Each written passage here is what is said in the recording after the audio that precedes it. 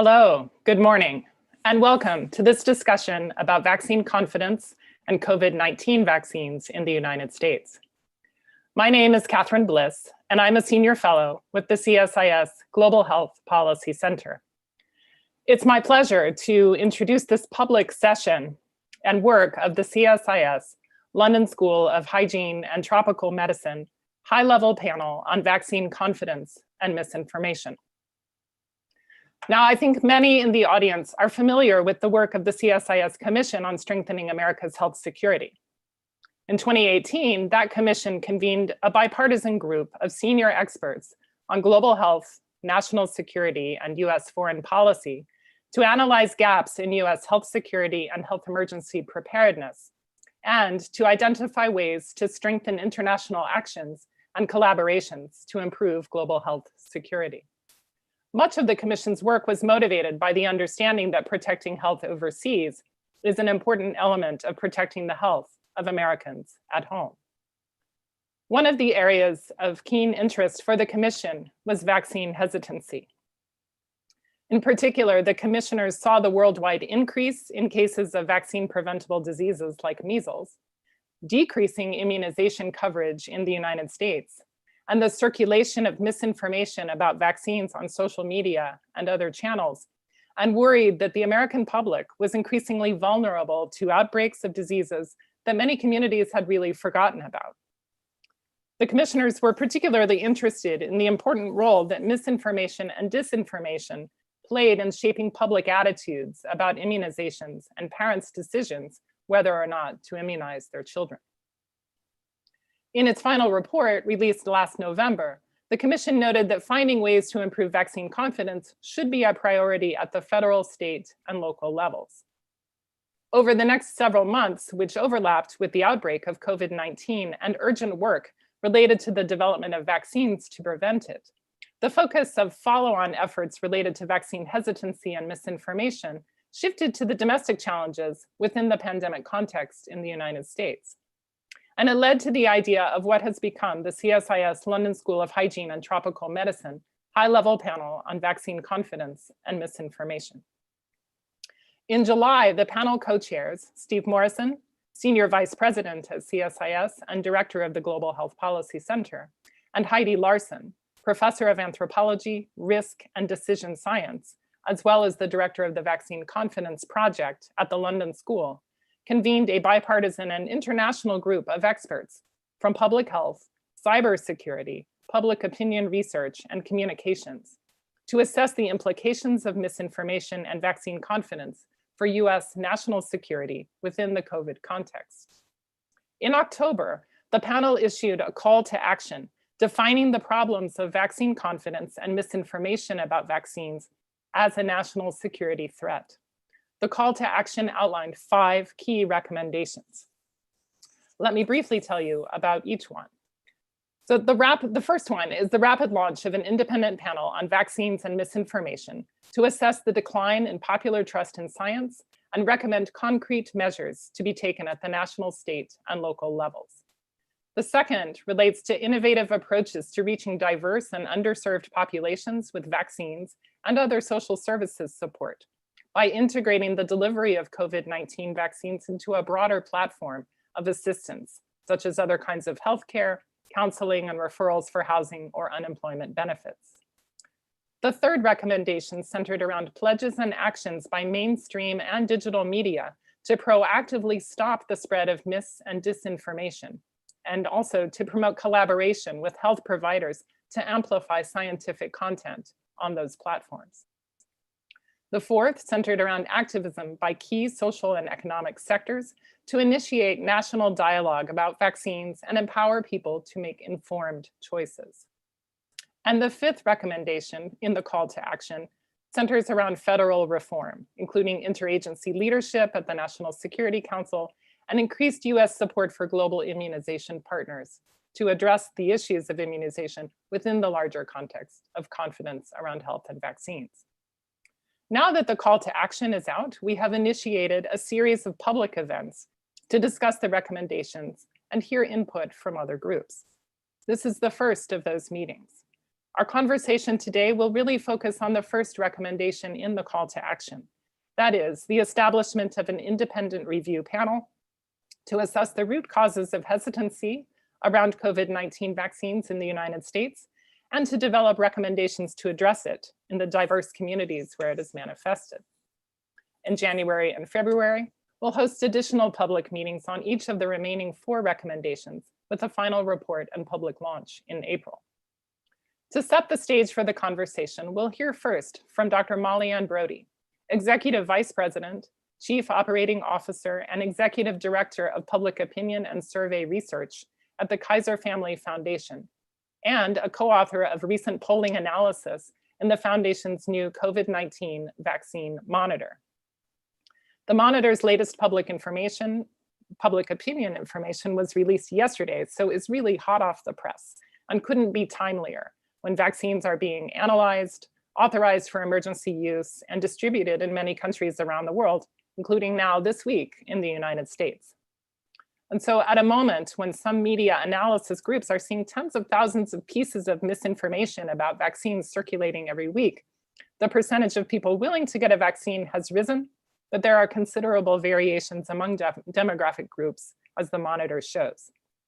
So after Mollyann Brodie's presentation, I'll hand things over to Steve Morrison to introduce our next speakers and moderate a discussion. So Mollyann Brodie, let me invite you first to share your slides and latest information now. Great, thank you so much, Catherine. And thank you, Steve and Heidi and everyone at CSIS for bringing all these key people together to be having these discussions and to launch just the important national conversation that we need to be having at this time. I'm going to share my screen and hopefully you all now see this. And as Catherine said, we have been tracking public reactions to and experiences with the pandemic and certainly the subsequent development and now the distribution of the vaccine. These results are hot off the presses. And there is some good news, and there's also some cause for some pause and for planning for the future. So first, some of the good news. When it comes to the vaccine development and distribution process, as of now, about 2/3 of the public are at least somewhat confident that the vaccine has been properly tested for safety and effectiveness and that it will be distributed in a way that is fair. Now, these are shares that have increased since the recent announcements of the successful vaccine clinical trials and since the culmination of the presidential election. So with that as the good news, we also should have a note of caution that it still means about 1/3 in each case say they're not so confident about these things. In terms of the public's willingness to get vaccinated at the moment, there are certainly lots of organizations who have been asking about people's intent to get vaccinated. And clearly, you can see here that the specific questions wording and the specific answer categories matter in terms of determining the exact share of the public who we deem is sort of hesitant, ranging from 27% in our recent project to 39% in the Pew Research Center's recent project. But on average, we're all getting about 1/3 of the population is unwilling at the moment. Importantly, though, in virtually all of these cases, we've seen a decline in the shares who are hesitant, and therefore an increase in the shares who are more willing to get vaccinated. Again, this is most likely the result that we're no longer talking about a hypothetical vaccine. We're now talking about actual vaccines that people have heard about that have actually been tested. So for example, in our own surveys, the share who say they probably or definitely would not get a vaccine has fallen from 34% to 27%. Now, no matter what the actual exact estimate of the size of the hesitant group, all of the surveys are showing the same picture in terms of which of the subgroups within the public are more or less likely to be hesitant. So note here that those who self-identify as Republicans, Black Americans, and those living in rural areas are among those with the highest shares being reporting being at least somewhat vaccine hesitant. Older adults, those with serious health conditions, and self-identified Democrats are among the groups with the smallest shares likely to be hesitant.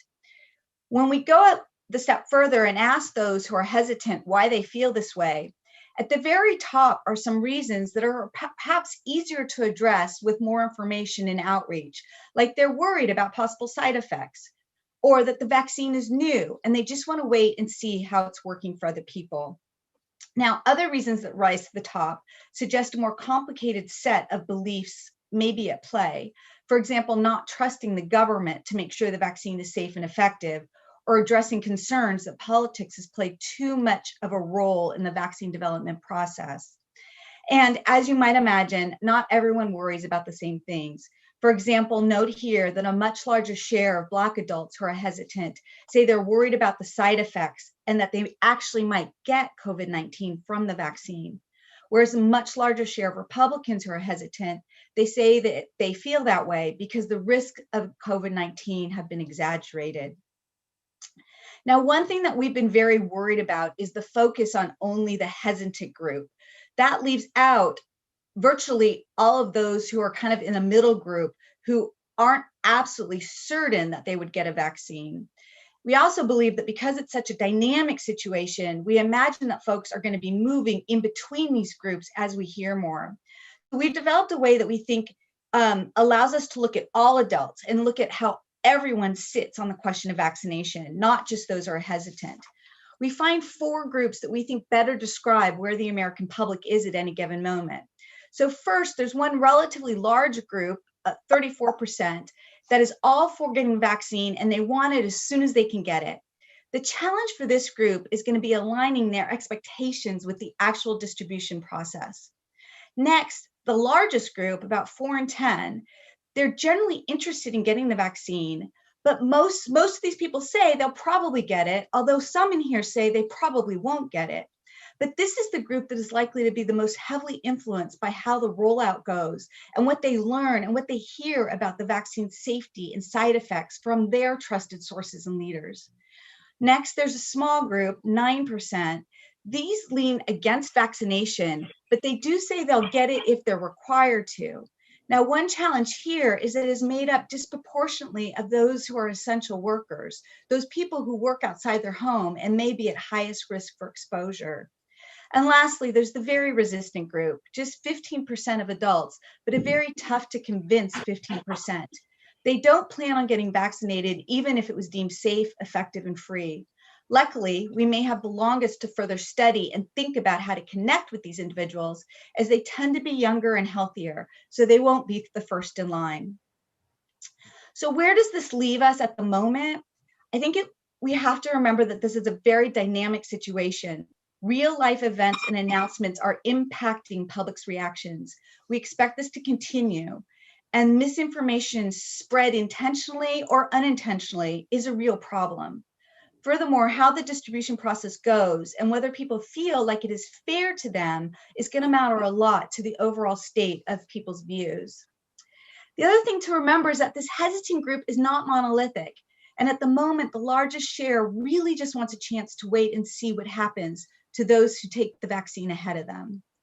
And then we just can't forget nor ignore the larger context we are operating in. We have a very divided nation politically, with a population who is facing a pandemic for the very first time in most of their lives. The politicalization of the pandemic from day one, combined with our very polarized media environment, means that very different information and messaging content has been consumed by different segments of the public over the past year. There's perhaps no better situation calling for the need for leadership, bipartisan leadership, to help all Americans understand the true facts about vaccination so that they can make the best decisions for themselves and their families. Thank you for letting me share this, and I'm very much looking forward to the discussion later. Thank you very much, Mollyann. That was really fascinating and compelling data, and I'm sure we're going to hear more from our other guests in their reaction to that. But thank you for painting the picture, and it is dramatic. It is complicated. It's fast moving. I'm sure in a few weeks we could come back to this and things would have changed, and there'll be more curveballs coming along. We are going to turn at this point in our program. We're going to turn to 2 members of Congress. We're going to be joined by Congresswoman Susan Brooks by video. Congresswoman Brooks is a Republican member of Congress from a district in Indianapolis. She has served on the Energy and Commerce Subcommittee, Health Subcommittee for many years, where she has become one of the leading authorities on health security in America and abroad. And we have been thrilled to have her on this high-level panel. She also serves on a CSIS commission on strengthening America's health security, which is focused on largely on our overseas programs and international engagement. I'm going to turn to in a moment to hear for us to watch a 4.5-minute video. Congresswoman Brooks is coming to Washington as we speak, and so incapable of being with us, and kindly agreed to put this together. I'm very grateful also to her staff, Sam West, for all of his help in putting this together. Following that, I'm going to turn to Congressman Ami Bera, Democrat from California, his district Sacramento. He's an MD, public health authority, been very active on the Democratic side in this high-level panel in his work in Congress, chairs the Asia Subcommittee in House Foreign Affairs Committee, and served as a public health authority in Sacramento County, was at the university system, UC system, extremely knowledgeable, extremely active. It's been terribly important for us in the work of this high-level panel to have bipartisan congressional leadership be part of this, because this is, as we've emphasized over and over again, a problem of politicization, and one that requires heightened leadership from the executive, from Congress, from governors, mayors, at many different levels, and particularly one that connects to those communities, as we've heard from Mollyann Brodie, that are feeling most impacted, disproportionately impacted by COVID-19, and perhaps feeling the least confident or the most having the greatest questions on the table. We also, it's very important for our members of Congress in thinking about these options, as Katherine had outlined. The first one being, do we need an independent panel that can come forward, pull different interests together, and change the national conversation? There are many ways in which this might be done, and we were not very specific on that. So I'm going to ask my colleague, John Mons, to tee up the video from Congresswoman Susan Brooks. Please. Thank you. Hello, and thank you for giving me the opportunity to participate in such an important discussion today. I regret I'm not able to be there in person, but the vote schedule has been very fluid as leadership has tried to get an end-of-year spending package done, and unfortunately, I have to be on a flight while this discussion's taking place headed back to D.C. I want to thank Stephen Morrison, Catherine Bliss, Michaela Simoneau, and all of the staff at CSIS for their work putting this panel together. The timing and topic of the discussion could not be more important. As I've said in the past, developing public trust in the vaccine has never been more critical. Monday, we saw the first dose of the Pfizer vaccine being administered in our country. I've also been glad to see vaccine distribution guidelines be continually published and updated over the last several weeks. I believe the decision to prioritize our most at-risk populations, including frontline healthcare workers and nursing home residents, was the right decision. But despite these positive steps, there continues to be a lot of false information circulating about vaccines on social media and elsewhere.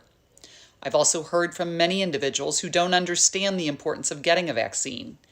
Even if they aren't explicitly distrustful of it, they simply don't think it's necessary for them to get it. I think we can all agree that the government and the pharmaceutical companies developing these vaccines have a very important role to play in educating Americans, but they can't do it alone. Engaging community leaders and people of influence is one of the most effective ways to reach everyday Americans.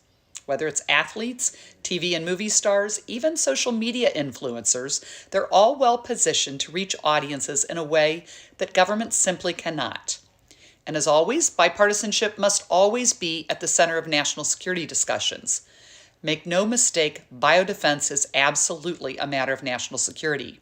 We've seen far too much politicization in this country in recent years, but the health and safety of our citizens can't continue to be one of those areas. Truthfully, I think we've still got a real opportunity to make COVID an issue that brings our country together. As I'm sure you've all seen in the news in the last few days, we have a real shot at passing comprehensive COVID-19 relief package in the coming days. This opportunity comes after months of gridlock and failed negotiations, so I think it's telling that the final breakthrough came not from leadership, but from a group of bipartisan rank-and-file members in the Problem Solvers Caucus. Those members put a lot of work into this and deserve the credit for breaking through the gridlock.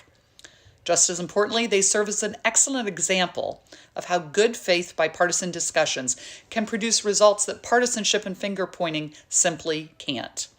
So coming back to the topic of vaccines, the logistics of rollout and distribution are still being finalized. I know that Pfizer and Moderna have been in extensive discussions with Operation Warp Speed for months, hammering out the technical challenges associated with carrying out one of the largest public health exercises in our country's history. It won't be easy, and I have no doubt there will be some hiccups.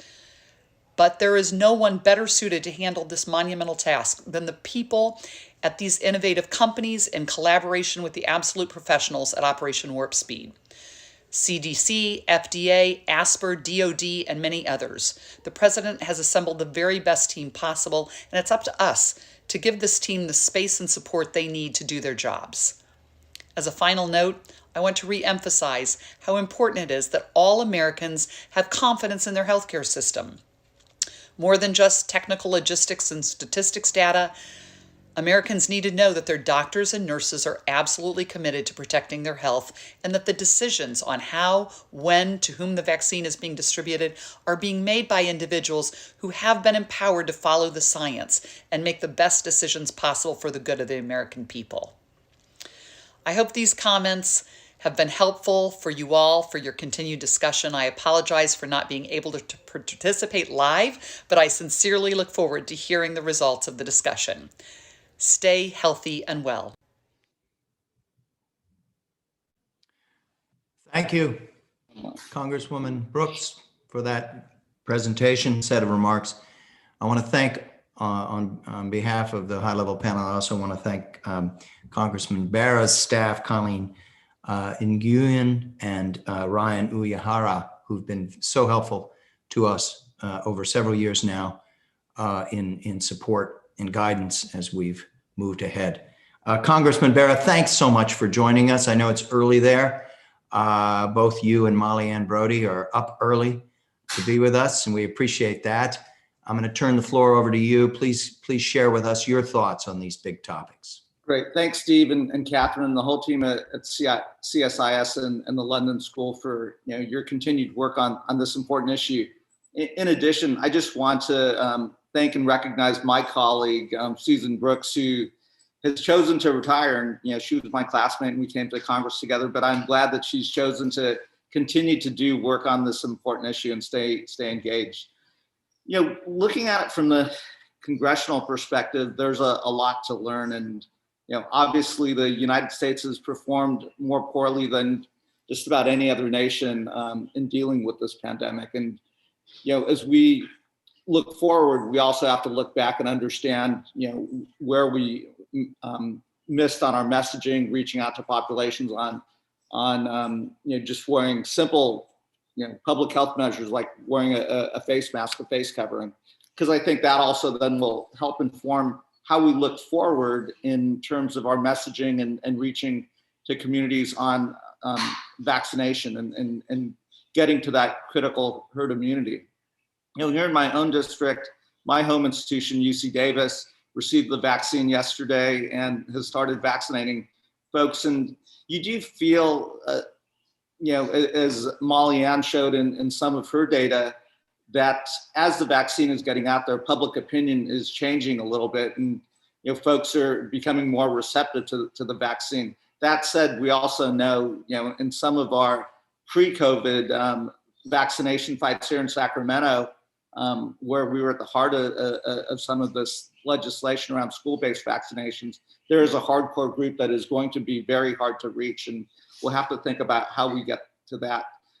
Steve, you mentioned putting together a high-level panel that can explore this issue both in the context of COVID-19 and the vaccination, which I think is important, but I think we as Congress have to work together to think about how we study this and better understand it, coming out of the pandemic. So we really have those lessons learned, understand the best practices, and move forward. A couple other things that I think we have to think about, and something that I've certainly been thinking about quite a bit, is the behavioral psychology component of this. How do we talk to folks? I was chatting offline with Cary and Mollyann, and I think we sometimes as Democrats, and I'm a Democratic member, have really focused on the healthcare aspect of COVID-19 and why you have to do this to protect your health and the health of others. But as we're doing our deep dive in looking at the results of the election, we did see President Trump and Republican members talk about the economic impact of this. And and I think there are certain populations that if you can't pay your rent, if you can't put food on the table, that becomes their driver. And they were very resistant to mask wearing, to shutting things down, to taking what I would deem reasonable public health measures to get ahead of the virus. And I think as we go into the vaccination campaigns, we have to think about what that looks like. Thirdly, I'll go back to some of my academic career in public health and at UC Davis.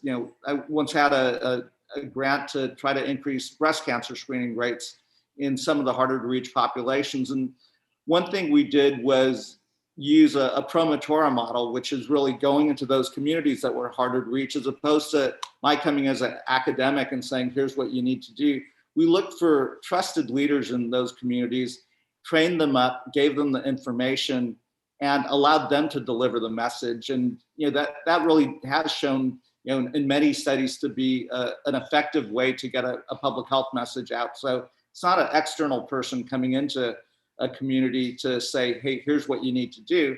It's someone who already has a level of trust, arming them with the information and data, and letting them deliver that information and data in the language and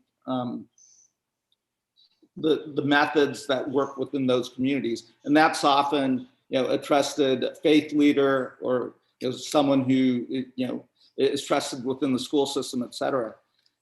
We also have to start thinking through the logistics of vaccine delivery and what this vaccine campaign looks like. And that's something we're certainly thinking about in Congress. That we are working on this final COVID-19 bill. I am hopeful we get something done. I know in the original bill that we passed back in May, we were able to put $5 billion in to build up a contact tracing workforce. The hope was that we would have passed that bill in the summertime. We would have been hiring up that workforce. That would then allow us to transition some of these public health workers into the vaccine campaign. Obviously, that didn't happen. My hope is in the final bill that we do have those resources to help our public health systems around the country. One of the important aspects in that my colleague Barbara Lee made sure happened was that you would, again, using that promotora model, hire folks in these communities to help with the campaign. So there's a lot of work ahead of us with regards to building up the trust, both in COVID-19, but also coming out of this, and look forward to the panel discussion. And again, thank you for letting me be involved in this. Thank you, Congressman. While we have you right here, I just want to ask you one quick question. Congress is coming back. There's hope that there will be a stimulus bill. The negotiations are looking more promising, but of course, all of this is fragile.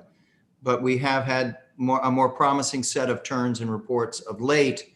We know that this vaccination campaign in the United States, which is unprecedented in speed, scale, ambition for this country, that there is a big gap of financing for the vaccination campaign, estimated by some at roughly $8.4 billion. That is, I would think, an enormous cause for concern right now in terms of the ability to really move forward in a correct way. There's also not been any national messaging campaign. There were efforts that began in the administration and then collapsed. So we've had no national messaging, and we have this uncertainty hanging over the rollout and the advent of this national vaccination campaign in terms of core financing.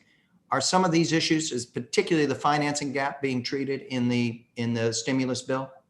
I would certainly hope so. I know in our original bill, the monies were there for public health and vaccinations, as well as ad campaigns. I know the Trump administration's talked about a $250 million ad campaign. I've yet to see exactly what that message is and how that rolls out.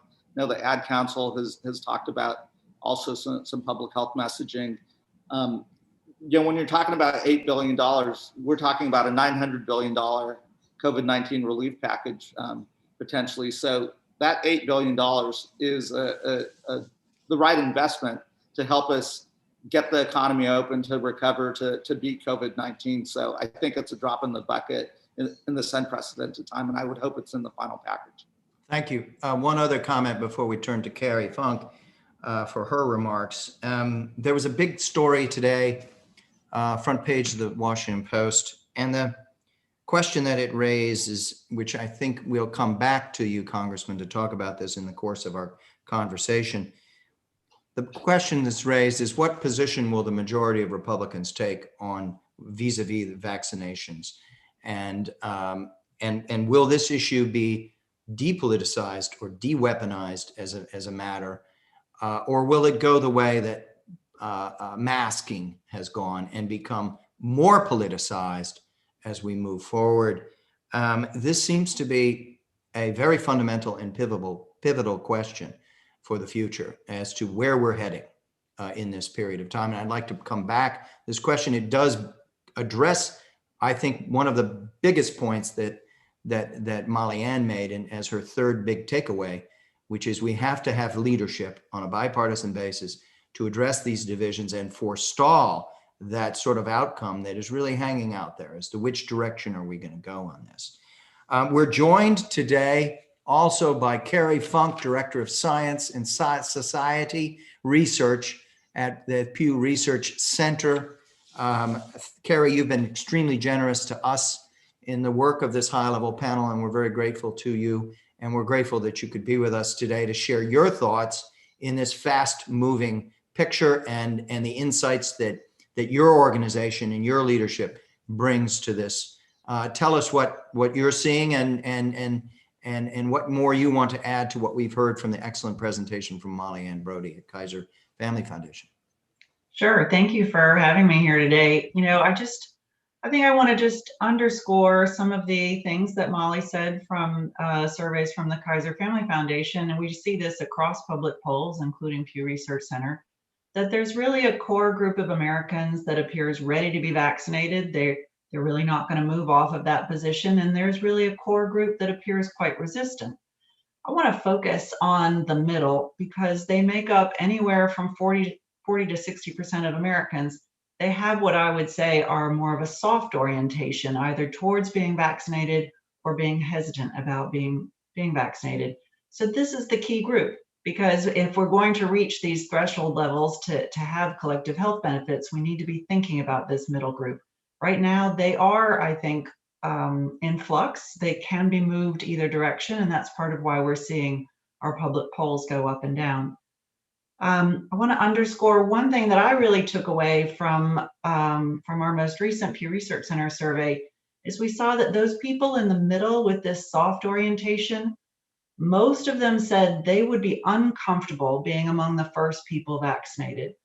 To me, that really underscores that how people are responding on surveys is reflecting concerns around safety. I think in particular safety. And to keep in mind that how the general public thinks about what is safe may not line up with what medical experts say is safe. And so that's really a key, I guess, a key factor going forward. The other thing I want to call attention to has to do with our trust in government institutions in particular. We know that we've been living in an era of relatively low trust. We know that many of the people who will be delivering messages around vaccine uptake are associated with a government institution. So this can be a barrier to vaccine uptake, and we see this in our surveys as well. It tends to go hand in hand with people's confidence in the vaccine R&D process. We've seen that go up since September, and again, in line with people's overall intention to get vaccinated. But these kinds of this kind of trust or confidence in the process and the people behind the process can make a big difference. We see as much as around almost 70 percentage points difference between your interest in getting a vaccine and not, depending on whether you have a high or low level of confidence in the R&D process. So that's just a reminder that this can be particularly challenging among some segments of the public.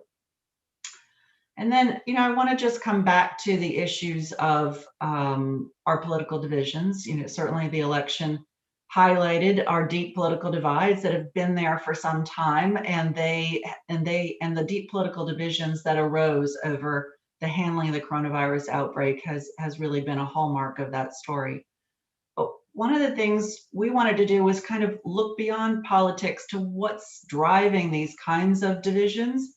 And one factor that comes up there is has to do with people's personal concerns, worry, sense of need, that they are at risk for a serious case of coronavirus. And that connects with people's intention to get vaccinated. So people who don't see themselves at particular risk are right now on the fence. About half say they'd get vaccinated and half say they wouldn't. So this is really a key group in terms of being able, again, to reach that threshold level needed for herd immunity, is how do we convince those people who don't see that strong personal need that there's a collective interest or some other way in which they could be motivated to line up for the vaccine. So I think that just kind of tries to underscore that this is connected with politics. It's correlated, if you will, but it goes beyond politics. There are Republicans who have higher and lower levels of concern about getting the coronavirus. And so there are ways in which we can work across lines as well. Thank you so much, Cary. That was terrific. We're joined now by Heidi Larson. Heidi is the director of the Vaccine Confidence Project at the London School of Hygiene and Tropical Medicine. She's co-chair of this high-level panel and a close friend and colleague of ours. Heidi, welcome. I want to ask you to offer some remarks. This has been a historic big week here in the United States and in the United Kingdom. You're in London, so I can't avoid asking you to reflect on what has happened in the UK this week. But I'd also like you to offer your reflections as a global expert on what is happening here and what you're observing in the larger context that's relevant to this conversation today. Obviously, what happens in America, our peculiar political culture has some bearing on that, but it's not like we exist in some vacuum and we're not seeing this phenomenon manifest in many different places, taking slightly different form, but nonetheless a lot of common elements around there. So Heidi, thank you so much for being with us. Could you speak for a few minutes?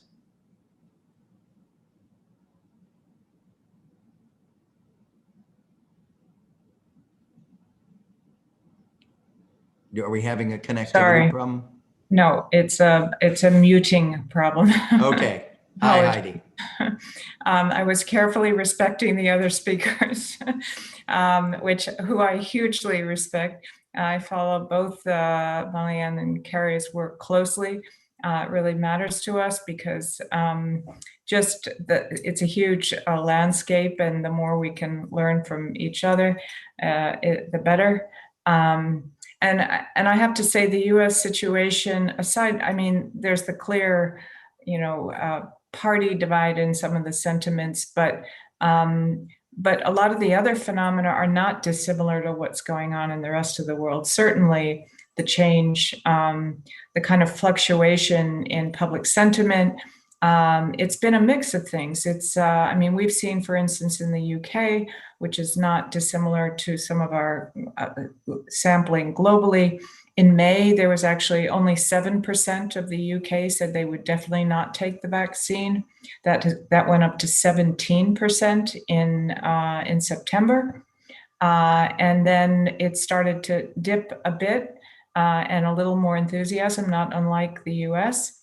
But in the background, as you know, we were saying it's very reflective of what's the surrounding situation is. And people are actually, I don't think we give the public enough credit for their efforts to do some sense making and trying to see what's the threat of the disease, what's the risk of this new vaccine. And when you think back to April, May, it was brand new virus. The fatality rates were raging. People didn't know. There wasn't actually much talk about vaccines. In our social media monitoring, and we do it 24/7 around the world, 100 languages, it was mostly about masks, social distancing. Is it 1 meter? Is it 2 meters? Is it mask, no mask? It was mostly about the immediate, how do I protect myself measures. The language, the discussions around vaccines really started to happen during the summer, where there was a bit more, things calmed down a little bit in some settings. And the vaccine narrative started coming in, and with every piece of information came misinformation. And that, again, is not all disinformation intentional. It's people trying to make sense of the pieces.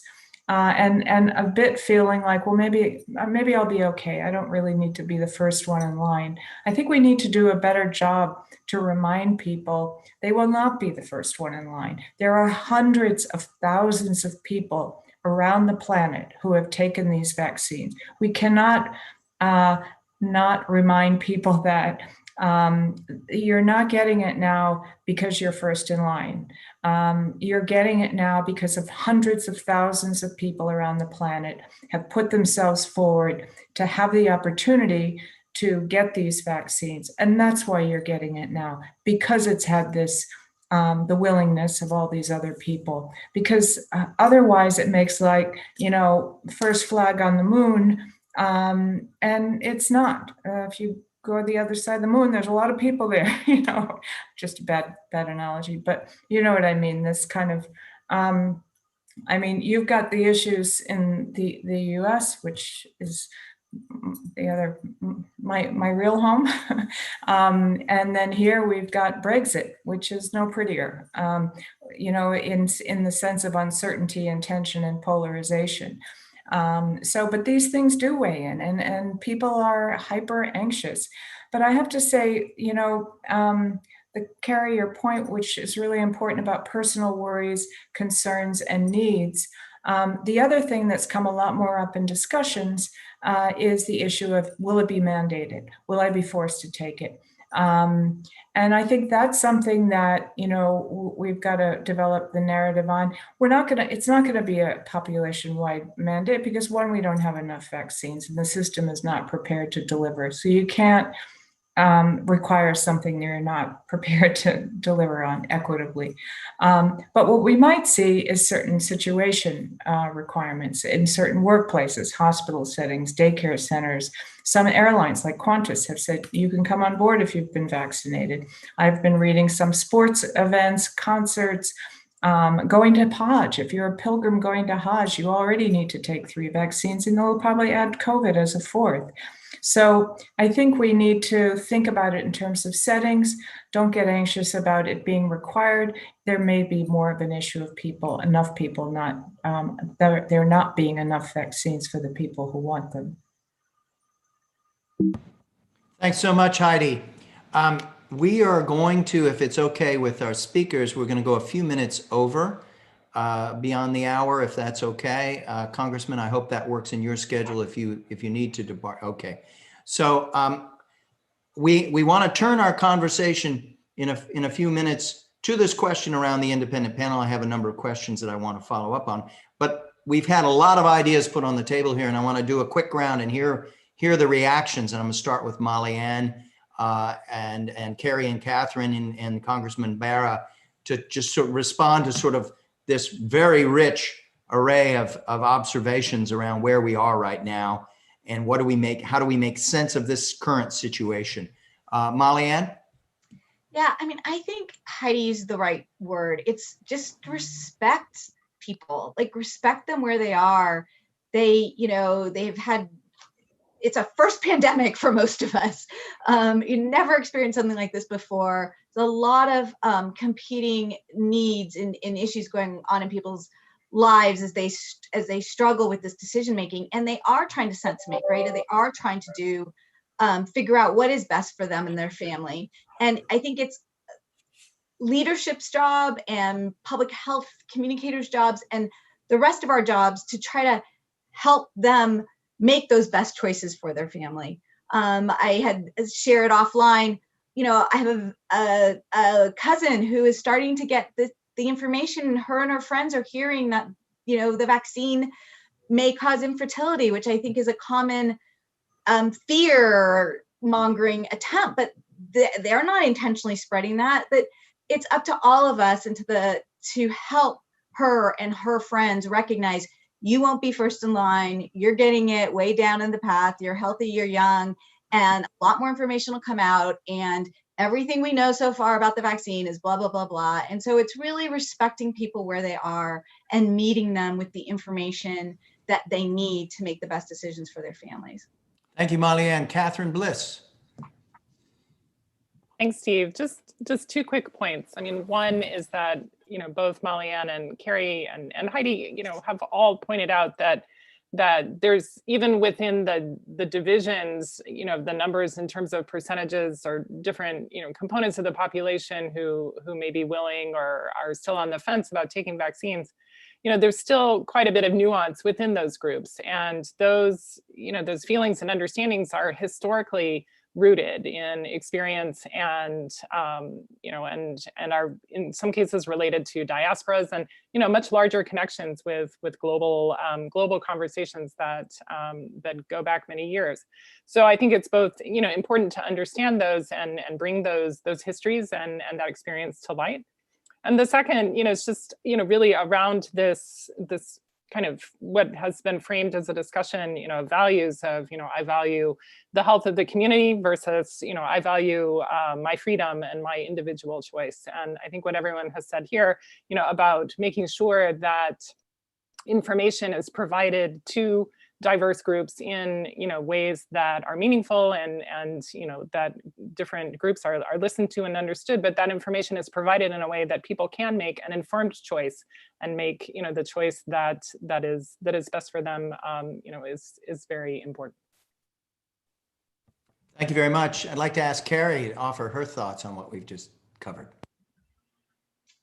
Yeah, I've always been struck by the degree to which we are seeing common patterns both in the US and globally. I think one of the main takeaways here is that the American public is not monolithic. There's all sorts of different reactions among segments of the public, and I want to talk in particular about differences by race and ethnicity as well as by social class. Lower income in particular stand out as less inclined to get a vaccine, but also can have a higher sense of need and awareness that they're at risk. So that's the most important thing. How do you respect people where they are is to start to see the different ways in which people are approaching this, and to help address their concerns. Thank you. Congressman Bera, I want to come back to your point that Congress has to address these issues and become more active on these matters. Now, we know we're about to, get through this week and then there'll be a break. Congress will go through an organizational exercise in early January. There'll be the inauguration. There's going to be a gap here, so a critical gap in which the vaccination efforts are advancing forward. Of course, members of Congress are going to be in their districts and they're going to be engaging in their districts. I wanted you to offer a little more detail. What do you see? What would you be advising your colleagues in terms of the things that they can do individually, but also the things that they might think about doing as a collective on a bipartisan basis as we head into the new year? We have the immediate matter of engagement in the districts and states of and reaching of constituents. And then we have the bigger and broader question of, can Congress do something new and different in this regard that will be very constructive and have some impact? Over to you. So in the immediate term, there's 435 of us in the House of Representatives, and we're each a reflection of our district. And it goes back to something Mollyann said, is let's meet people where they are. And each of us is a reflection of our constituents. So in the immediate term, as we all go back to our districts over these next 2 weeks, I think we each have a role, getting that message out and reinforcing the message, using the language of the people that we work for, our constituents and the communities that we reflect. Longer term, Dr. Fauci touched on something, and I don't think he meant it from a public health perspective, but from a continuity of government perspective.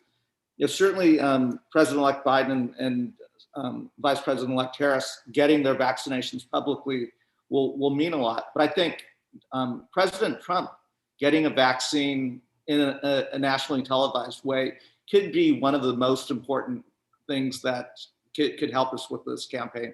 He has enormous influence over his supporters, and time and again, anecdotally, we heard on the face covering, when folks were interviewed, they would say, if the president told us to wear face coverings, we would do it, because there's an implicit trust that he has with his supporters. And I think President Trump should take immense credit for Operation Warp Speed and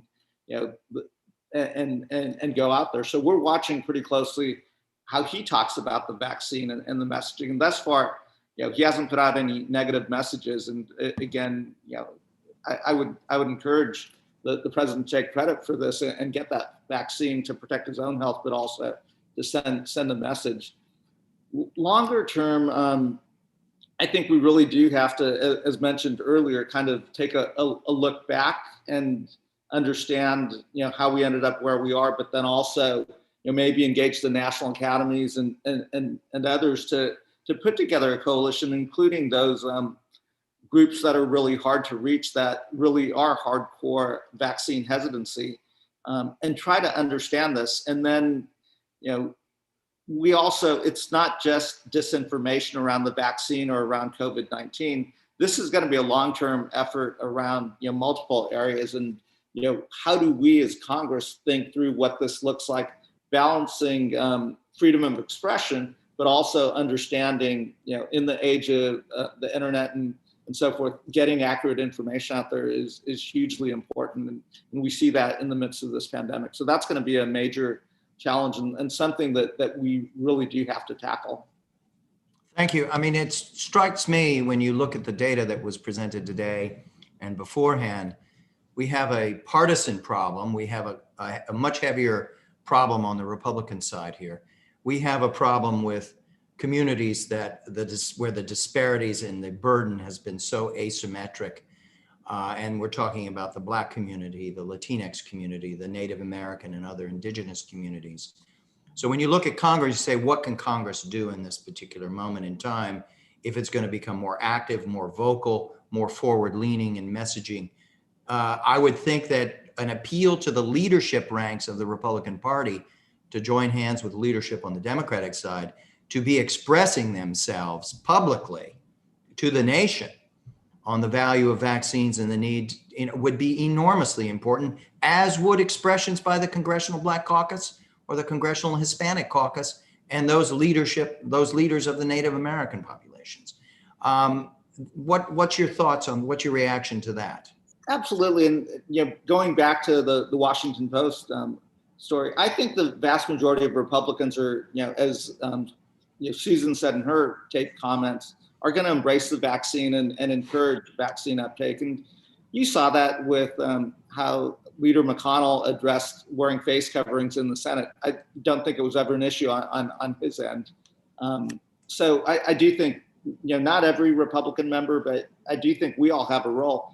But I also don't know if we're the best spokespersons for this, because we are coming from government. And if we can't use our bully pulpit to empower others spokespersons who are better and more trusted in some of these communities. In some cases, it may be someone like a Congressman Clyburn, getting up there on the bully pulpit. But in other cases, it may be, getting someone from that community and giving them a chance to be up there. I don't know if intentionally the media has covered this, but I thought it was great that the first person who got the vaccine was an African-American critical care nurse in New York, and that was front page news all across the country. Watching the media last night, they were putting African-American nurses and others up there talking about getting the vaccine and how they're feeling. And I certainly hope that continues, that you're taking these folks who may look like individuals that we want to reach and putting them front and center as they talk about taking the vaccine. And I think that modeling may be better than my getting on television talking about why you should take it. Right. Well, when the high-level panel made its first recommendation, there should be an independent forum. It was with this idea that it should not be government run or sanctioned. There's many things that members of Congress can do, but that it should have some autonomy and it should have a representation of leadership from the communities where we need to reach. So we've identified several of those that are falling disproportionately among those who are in the maybe category, or those who are on the fence or have the greatest concerns to be addressed. And so that's what motivated us to say this moment in time, there's a need for this, there's a gap. I want to come back to Heidi and ask her, sort of, when we think about some sort of independent forum, are there things we can point to as precedents or analogous situations where such a thing has been attempted and had impact that we can point to and say, here's a model, here's an example of something that has happened? Heidi, you have the greatest depth of knowledge comparatively of things that have been done across the world at different points in time. Can you answer that question for us, please?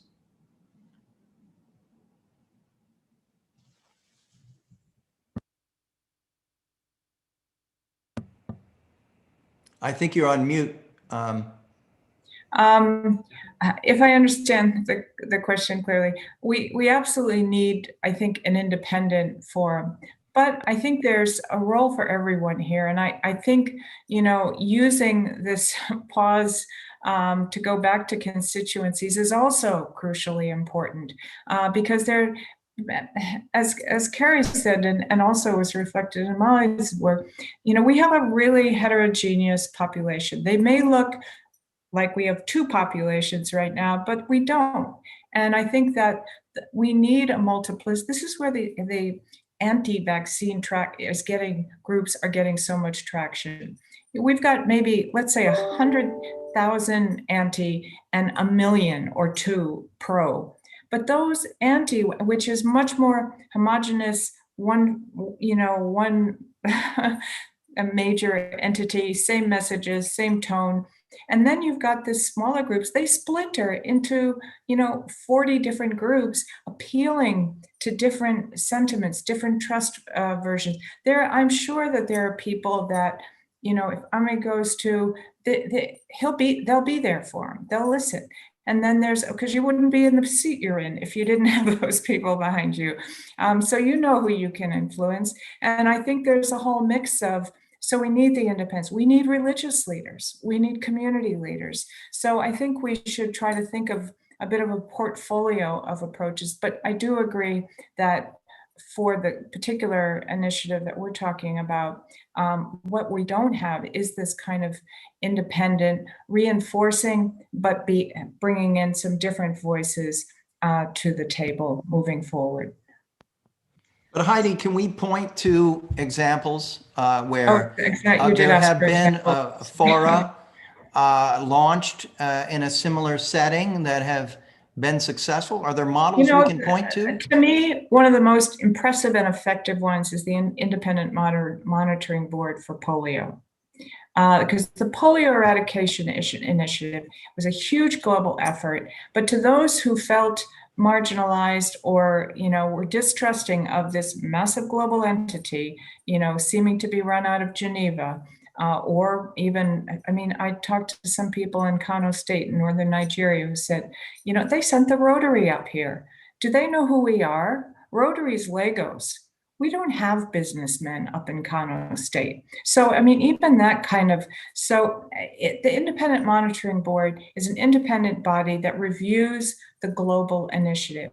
And they have the most refreshing, straightforward, constructively critical reports and meetings. And I think look at one, if you know them well, Steve, taking a look at one of their reports and their mix, I think is a great example. I'll never forget opening the page to one and they said, our biggest problem is the biggest question we have is, do we have the right people for the jobs we need at this point in the state of eradication?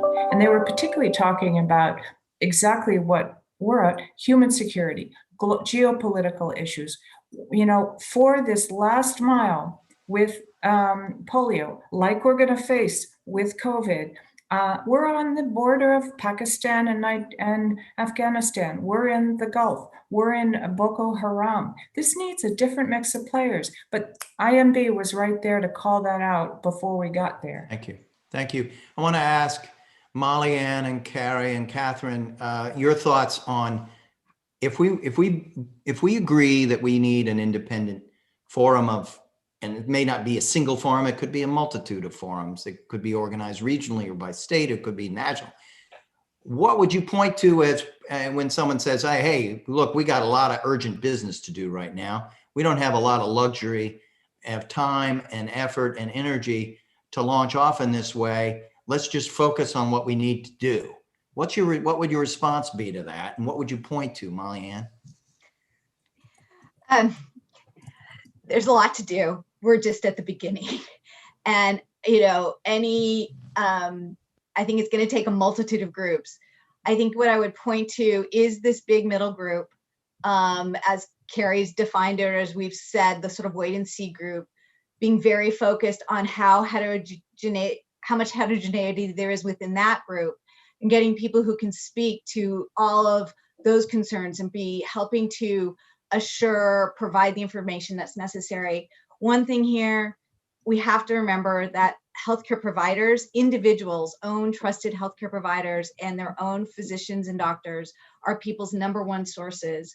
And people are going to be turning to their local providers to answer all these questions. And having this bigger group help support that group with the information they need to actually interact with their patients and be able to talk to their patients, I think will be one very important piece of this puzzle going forward.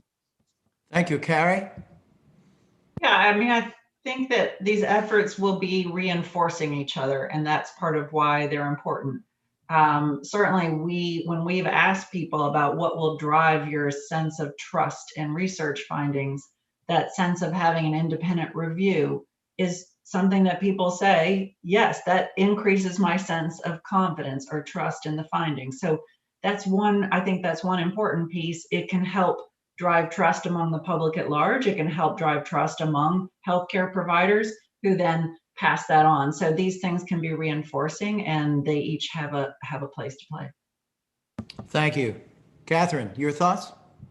Just in terms of, thinking about soliciting greater conversation or input at the regional level, just a couple of ideas are to, work through sort of the public universities, the higher education health centers, public radio stations, and, either the community health or, sort of the school district social media to feature conversations that can bring parents and providers together to, provide opportunities for thinking through some of the steps that would be needed to ensure confidence in those kind of smaller level communities. Thank you. We're getting towards the end here. I want to do a lightning round and hear from everyone. And what I'd like to put on the table is a question of what is worrying you the most what is the single most important thing that you're thinking about and worried about as we look ahead? And the flip side of that, like, what do we need to be paying the most attention to in this next phase, in this volatile, fluid, hazardous phase, but full of peril, but also full of opportunity? And second, related to that, just give me a quick snapshot of what makes you hopeful about that this outcome could be steered and shaped towards the right kind of conclusion that we're looking for. Let me start with Congressman Bera. What are you most worried about, and what gives you the greatest hope? I'm worried a little bit about the logistics, and also we're going to be vaccinating millions of Americans, and hundreds of millions of folks around the world. Inevitably, there are going to be some side effects. There are going to be some unexpected outcomes. And if the media amplifies that, that could make our work a little bit harder. And then something that Heidi pointed out that I think we really have to think through is if we make the vaccine a mandate, we may get inadvertent pushback as we saw with the mask. And how do we message that and do that? What gives me hope, though, is this resurgence of science. I mean, it is remarkable that, we're at this point where we're vaccinating folks. None of us expected back in March, most optimistically, we thought 16, 18, 24 months we'd have a vaccine. And it's this resurgence of science, and hopefully that continues and we rebuild this trust in science. Thank you very much. Heidi, what are your thoughts? Well, Ami stole my hope moment, but let me just reinforce it. I'll start with the hope. I'm really incredibly hopeful and enthusiastic that this is a huge opportunity to rebuild trust in science, which has really taken a beating and become highly politicized. I think we need to work at it. Things like bringing attention to all the people I mentioned that have been involved with trials.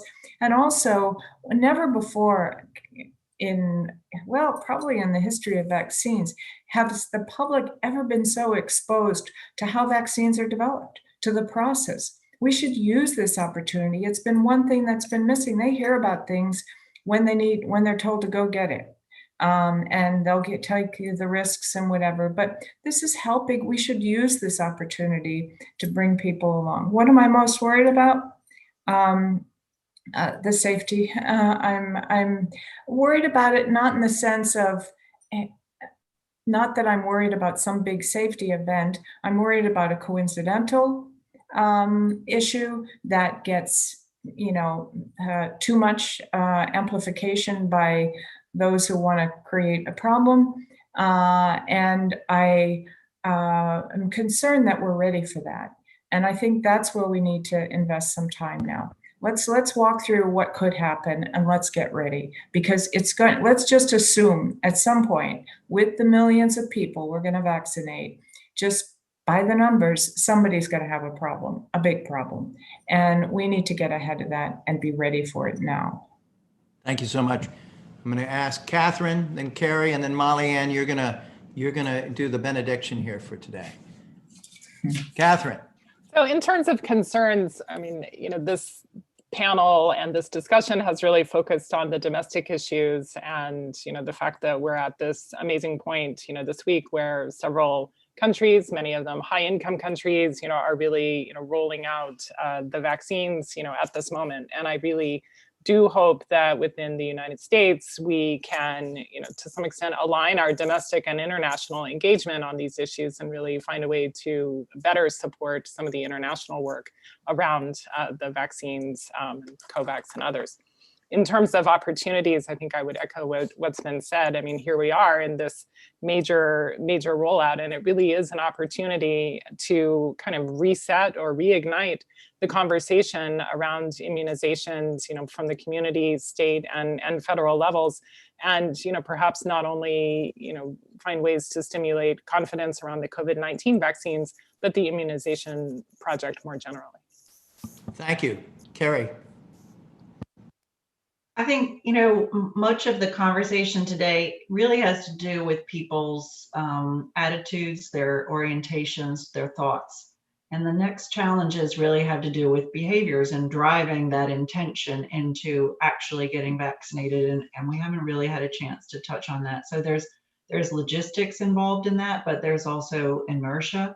Our healthcare itself has been disrupted by the coronavirus outbreak. So there are a number of challenges to take people's attitudes and to drive it into action. So that's one thing that we should be looking forward to or looking towards. I think in terms of the moment for science has been important, I think, for all the heartache that is shared around the world. It has also been a time where there's no question how important science is to people's everyday lives and livelihoods. So that's been a key moment. Thank you. And thanks for reminding us that indeed we here in the United States and in Britain as well are going through a very tough time in terms of the surge. Our health system across the board has never been stressed to this level, and we're not through yet. It could intensify. So this stress point and the fact that we are at risk of breaking in some places, and we're beginning to see these very, very disturbing signs of stress, that cannot be helpful in trying to roll out a vaccine in the midst of this, in the midst of all of this. Over to you, Mollyann. You get the last word for today. Thank you. And thanks for a wonderful presentation, and congratulations on the new work that you just presented. Great. Thank you so much. And thanks everybody for just the thoughtful conversation. I want to amplify my biggest worry was stated just beautifully by the Congressman and by Heidi. The being prepared for when there is inevitably some sort of bad news and what public reactions will be to that. And particularly for some of the populations, Black Americans who have some of the lowest levels of trust of our healthcare system due to a long history of systemic racism. I mean, that is where I just panic about these numbers falling. And we are just at the beginning, and there's a long road ahead, and we have to be prepared at every minute. On the hopeful side, I think that we have seen an American public that is resilient, that is, fighting through some of the toughest, darkest days that they have experienced.